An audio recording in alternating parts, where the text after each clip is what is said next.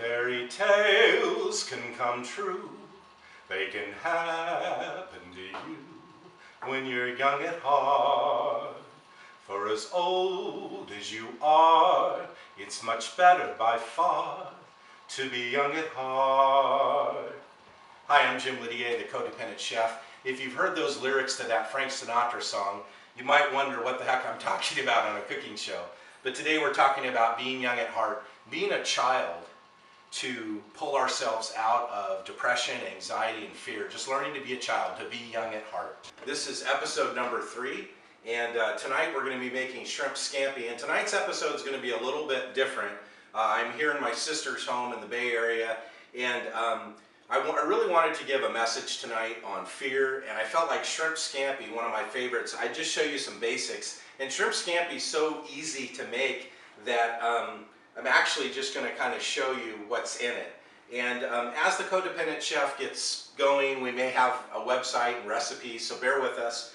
But again, the Codependent Chef, why is it called the Codependent Chef? Codependency is when you need other people to be okay with you in order for you to be okay with yourself. And it's a little bit of a twist. So sometimes if you're like just a happy-go-lucky person and I'm cooking, you can tune in for the recipe part. And when we talk about the part on shame or fear, maybe you're like, I don't want to hear that, I don't need that. Great, tune me off, turn to another YouTube or whatever, I get it. But for the rest of us that sometimes have struggled with depression, fatigue, anxiety, things in our life sometimes just seem to never be getting better, my heart's actually for you to give you a message of hope.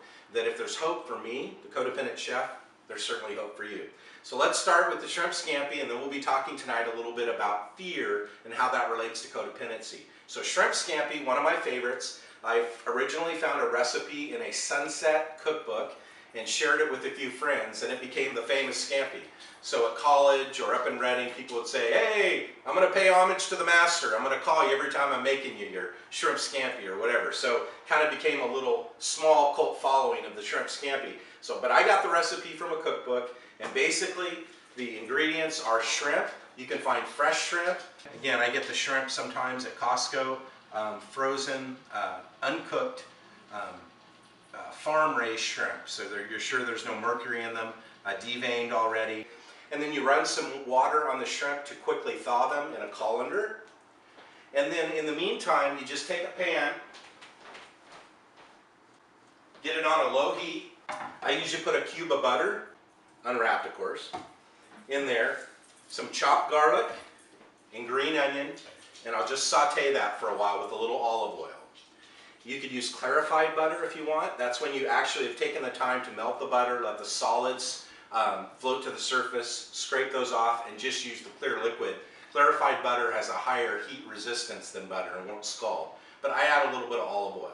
So put the butter in with the olive oil, put your garlic and green onion in, and then you're going to get that warm, and then simply just put the shrimp in the pan. The shrimp, you'll have thawed it, patted it dry or whatever. So you're just going to put the shrimp in on a high heat pan with that garlic and green onion, butter and olive oil. It's going to cook quickly and go from a bluish color to a pink salmon color, and then you flip it. It may take a couple minutes or whatever. You just flip it, and then you're going to put a little bit of grated lemon zest in there, cracked pepper, white wine if you like, sherry, this is the fun part, vodka, half and half, capers, shot of Tabasco, whatever you want.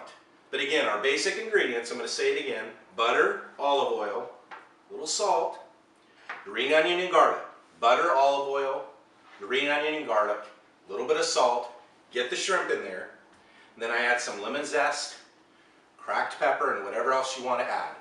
Capers, Tabasco, white wine, champagne, red wine, whatever you want. Get it bubbly and frothy. Cook it on both sides, it'll turn pink. Doesn't take more than about 5 minutes to cook the dish, and then you're going to serve it over maybe a nice whole grain white rice, little fettuccine pasta, get some crusty sourdough bread to go with that, and a nice bottle of white wine. My favorite wine to go with this, again, would be the Edna Valley Chardonnay from San Luis Obispo. I've said that on another episode. The Rombauer Chardonnay is more expensive. It's very dignified with a little buttery flavor, oaky, just a little more fullness to it. Rombauer Chardonnay. Or a $2 chuck, the Sauvignon Blanc. The white is excellent. The Sauvignon Blanc won a gold medal at a California fair, and that's the $2 chuck. So Sauvignon Blanc, Edna Valley Chardonnay, Ron Bauer Chardonnay, all excellent. So, and then at the end of the scampi, you're cooking it, you want to take that lemon that you've grated the zest and just squeeze the lemon juice in there at the last. You want to put it in last because it would toughen the seafood if you put it in too soon. So you squeeze that in there, put it in a serving dish, maybe a little fresh Parmesan cheese on top, and you're good to go. Okay? We hope to have a website in time, codependentchef.org or .com, and we'll give you all these great recipes. So, that's the shrimp scampi, and tonight we're going to talk a little bit about fear. And I felt like the heart of the message today was just to know that in the Bible, when God and Jesus are talking about us, they always refer to you as, come to me as a little child, come to me as a child. And I think the reason for that is just to know that everyone can be a child, like an 8-year-old child, in the presence of God. And a lot of times if you're anxious or depressed or you're unhappy, the way to start is just to be a child. Not shame yourself for how you're feeling, but just wake up in the morning. If I'm feeling like a piece of something in the morning, I'll just say, you know, God, I'm feeling sad this morning. Yeah, I'm feeling kind of hopeless. I'm feeling just really defeated. And allow Him to begin to show me the truth of who I am.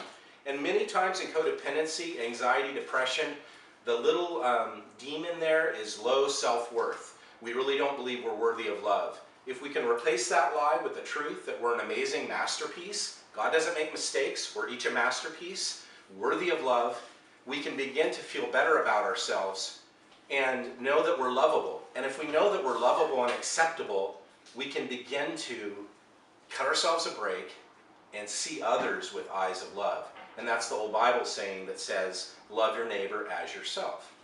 So again, at the root of feeling bad, poorly, depression, anxiety, many times at the very bottom, underneath the fear, is the lie, I'm unworthy of love, or I'll never get what I want.